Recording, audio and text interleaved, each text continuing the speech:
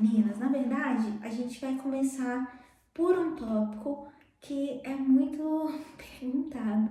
E uma das mãezinhas me mandou uma pergunta falando que ela não queria que o bebê dela acordasse, ela tinha medo que ele acordasse durante a noite. Bom, meninas, vamos primeiro entender as fases do sono, né? Como que funciona o sono de um bebê, de uma criança, né? De menos de 2 anos ou até 2 anos. Existem duas fases do sono. Existe o sono REM e existe o sono não REM.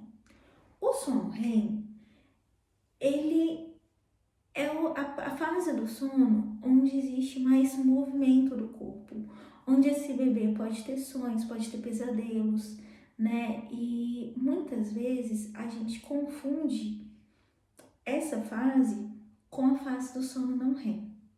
Sono não REM é o sono mais profundo. E o que geralmente acontece? No sono mais profundo, esse bebê tem com o corpinho mais amolecido, ele não se movimenta tanto, você vê menos controle motor.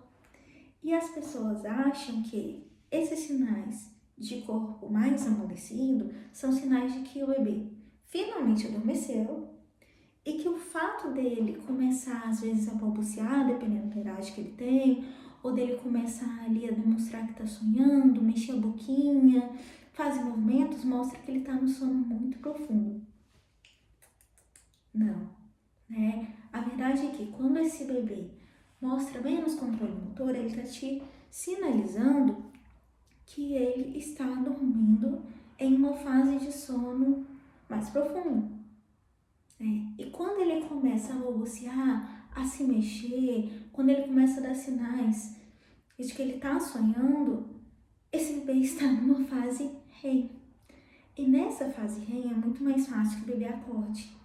Então, o que muitas vezes começa a acontecer, né? O bebê tá ali molinho, e aí às vezes a mãe e o pai esperam um pouquinho até colocar num berço, ou até fazer uma transferência, se aquele bebê não for dormir no colo naquele momento. E aí você transfere, daqui a pouco ele começa a balbuciar, ele começa a se mexer, ele dá sinais que ele está se movimentando, que ele está sonhando. E a mãe, o pai responsável, acham que ele está finalmente dormindo profundamente.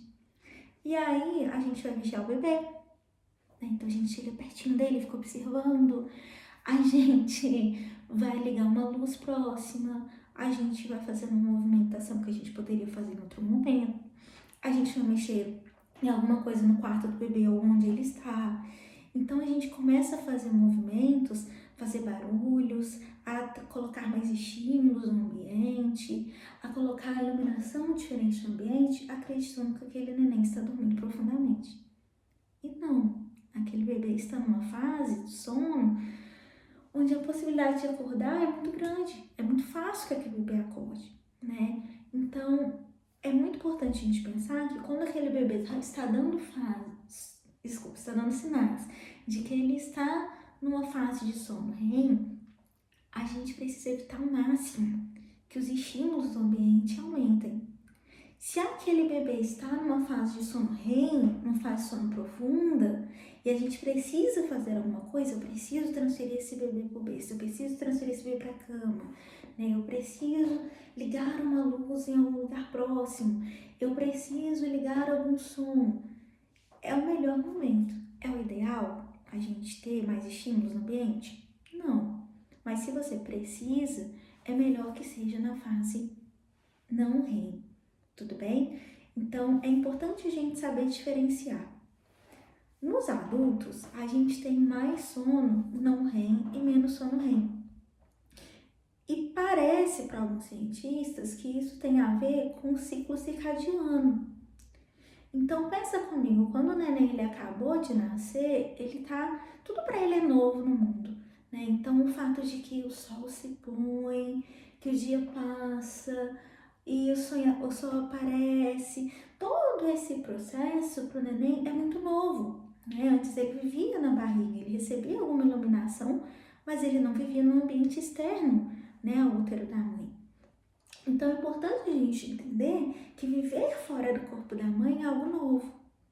À medida que esse bebê cresce, ele vai entendendo melhor como o dia acontece, ele vai entendendo melhor a rotina que ele tem, né? Ele vai entendendo melhor uma série de fatores.